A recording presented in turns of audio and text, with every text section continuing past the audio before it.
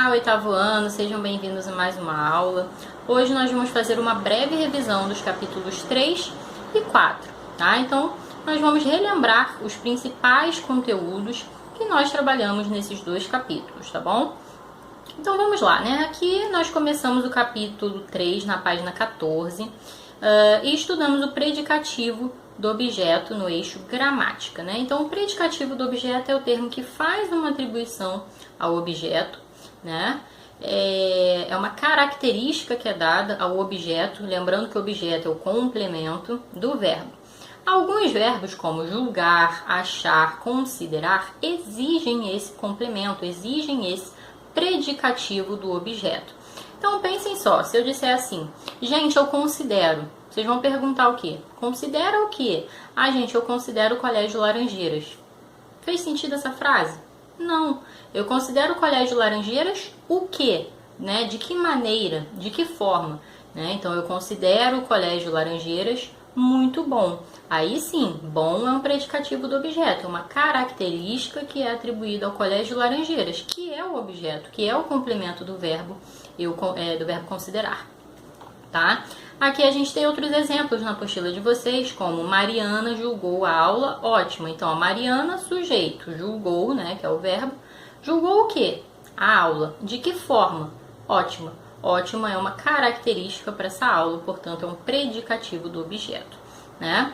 Nós vimos que quando nós temos predicativos do objeto, eles são também núcleo do predicado. E então, a gente tem um predicado verbo nominal, que é aquele predicado que tem dois núcleos, um verbo de ação, né? Então, considerar, achar, julgar são verbos que indicam ali uma atitude, uma ação, né? E são, por isso, núcleos do predicado, e também o predicativo do objeto é um núcleo, né? O predicativo é sempre núcleo do predicado, seja o predicativo do sujeito, seja o predicativo do objeto. A diferença é que o predicativo do sujeito é um adjetivo, é uma característica que é dada para o sujeito, né? E o predicativo do objeto não, é uma característica que é dada para o objeto, tá? Mas os predicativos são sempre núcleos do predicado, né? E no caso do predicativo do objeto, a gente gera um predicado verbo nominal, tá? Isso foi estudado aqui na página 15, tá? Continuando, vamos ver aqui na página, deixa eu ver, página 18, nós estudamos o modo imperativo, né?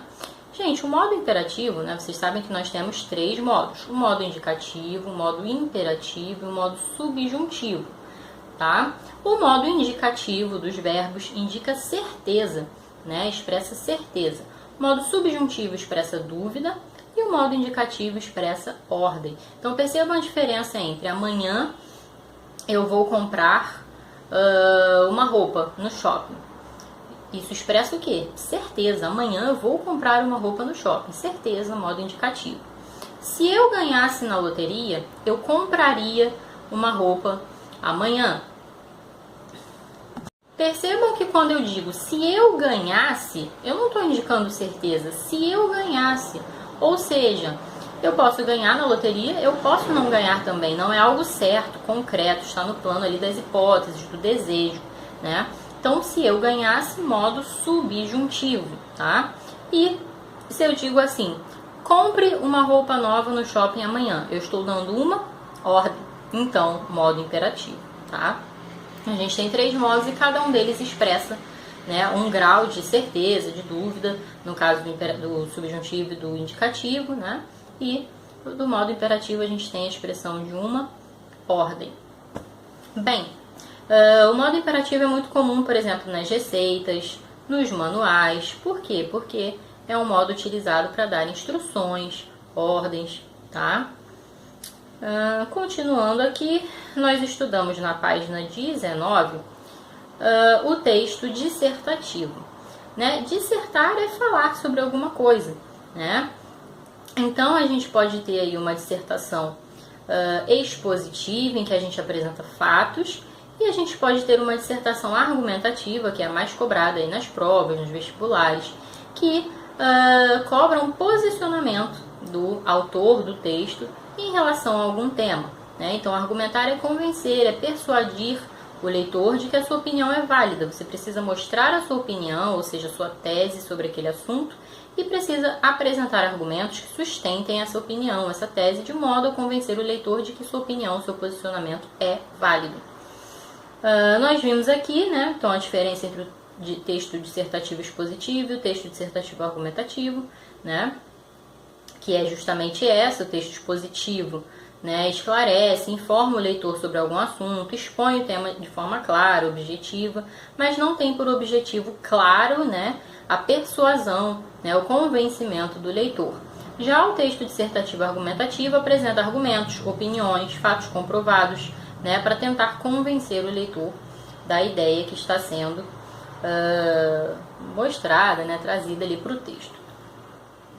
Na sequência, já no capítulo 4, nós estudamos as figuras de linguagem, né, as principais figuras de linguagem. Então, vimos que a metáfora, né, consiste aí numa comparação entre coisas que, a princípio, né, que num primeiro momento não estão no mesmo plano semântico, mas que naquele contexto, né, são comparáveis. Então, por exemplo, seus olhos são espelhos d'água. Espelhos d'água não tem nada a ver com olhos, né, mas nesse contexto, nessa frase, a gente entende que o que essa comparação significa, né?